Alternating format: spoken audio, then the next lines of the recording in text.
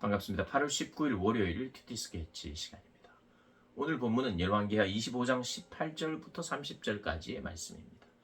오늘 본문은 이렇게 시작합니다. 시위대장이 대제사장 스라야와 부제사장 스바냐와 성전 문지기 세 사람을 사로잡고 또 성중에서 사람을 사로잡았으니 곧 군사를 거느린 내시한 사람과 또 성중에서 만난 왕의 시종 5사람과 백성을 징집하는 장관의 서기관 1사람과 성중에서 만난 바 백성 60명이라. 시위대장이 사람들을 사로잡아 갑니다. 여러분, 성전의 모든 기구들, 돈 될 만한 걸 다 가져올 뿐만 아니라 사람들을 잡아가요. 그리고 또 데려가다가 죽입니다. 죽이고 데려가고. 그러면서 이 비참함을 이야기하다가 오늘 27절, 28절에 어떤 희망을 이야기해요. 그러면서 열왕기 상하가 끝이 납니다. 망했다. 그리고 성전의 모든 기구들이 빼앗기고 성전이 폐허가 되고, 그리고 필요한 사람, 좀 유능하다고 생각한 사람, 정말 중요한 사람들 전부 다 데려가고, 별 볼일 없는 사람들, 물론 나라를 재건하기 힘든 상황에 있는 그런 의미에서의 별 볼일 없는 그런 사람들만 남겨놓고 다 데리고 갑니다. 죽이기도 하고. 여호야긴은 이미 3개월 왕으로 있다가 바벨론으로 잡혀가요. 근데 오늘 본문에 27절에 유다왕 여호야긴이 사로잡혀간 지 37년, 곧 바벨론의 왕 에윌 무로닥이 즉위한 원년 12월 그달 27일에 유다왕 여호야긴을 옥에서 내놓아 그 머리를 들게 합니다. 37년 동안 옥살이입니다. 물론 마지막 왕, 그러니까 꼭두각시 왕으로 세운 시드기야는 이미 죽었고요. 이미 눈이 뽑히고, 그리고 포로로 끌려왔죠. 그런데 그 전에, 시드기야 왕 전에 사로잡아왔던 여호야긴은 풀어줘요. 그리고 그 왜 풀어줬는지는 다 나오진 않으나 하나님의 약속이 이제 진행되려고 하는 그 어떠한 희망에 무언가를 주고 있습니다. 희망의 메시지를 주고 있어요. 풀려났다는 거예요.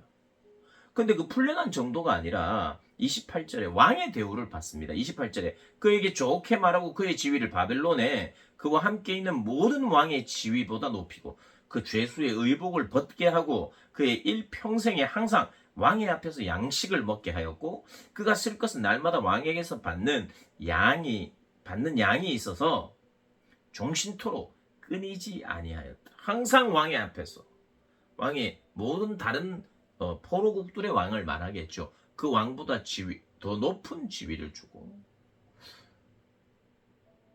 참 뭔가 이 내용이 좀 쉽지 않아요. 그래서 열왕기 상하를 이렇게 읽어보면, 제가 앞서서도 몇 번 이야기했지만, 사람들이 이렇게 하고 잘하면 복이 있고 그 복이 유지되고, 이런 어떤 공식 같은 거, 원리 같은 걸 못 찾습니다. 물론 하나님을 찾고 의지할 때 하나님 응답하신다, 이건 분명합니다만은, 아버지가 선한 왕이라고 해서 아들이 꼭 선하지도 않고,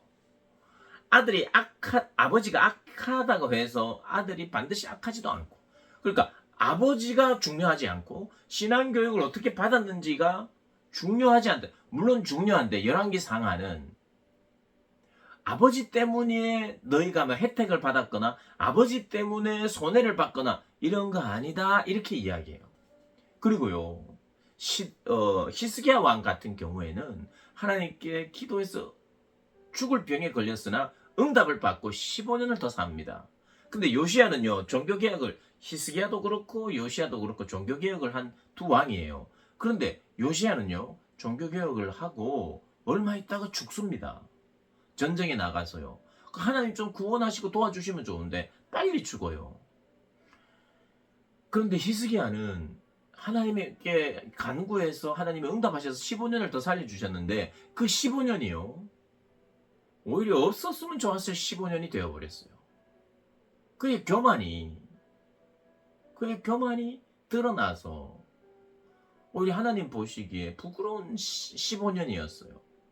그러니까 하나님의 응답을 받고 은혜를 입는 사람이라고 해도 보장이 안 되고, 그리고 잘 살았는데도 죽을 수 있고, 그러니까 사람이 죽을 병에 걸려서 죽을 위기에서 벗어날 수도 있고 벗어나지 않을 수도 있고, 벗어났다고 해서 내가 또 신앙을 잘 지킨다는 보장도 없고, 또 그 위기를 벗어나지 못하여 죽는다고 해서 그것이 꼭 불쌍한 인생도 아니고, 삶과 죽음, 하나님의 큰 응답이 있는 것 같은 그것조차도 중요하지 않음을 오늘 열왕기 상하는 좀 보여줘요. 그래서 열왕기 상하의 주제는 사람들의 그 어떠한 노력이나 그 어떠한 것 때문에 하나님이 계속해서 그 사람을만 특혜를 준다든가 이런 게 아니라, 나라의 흥망성쇠도 하나님의 주권에 있고, 또 성전이 세워지는 것도, 복과 심판을 받는 것도,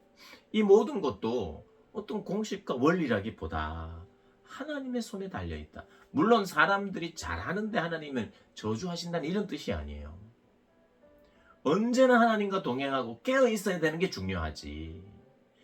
죽어가더라도 하나님과 동행하는, 하나님께 순종하는 이것이 중요하고, 그 모든 것 위에 하나님의 손이 있다는 걸 열왕기상은 이야기를 해요.